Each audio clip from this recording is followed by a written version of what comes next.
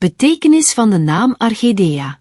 Als samentrekking van het Griekse arche, in de betekenis van oorspronkelijk, en het begrip idea, of concept, staat de naam voor oorspronkelijk concept, dus originaliteit en authenticiteit.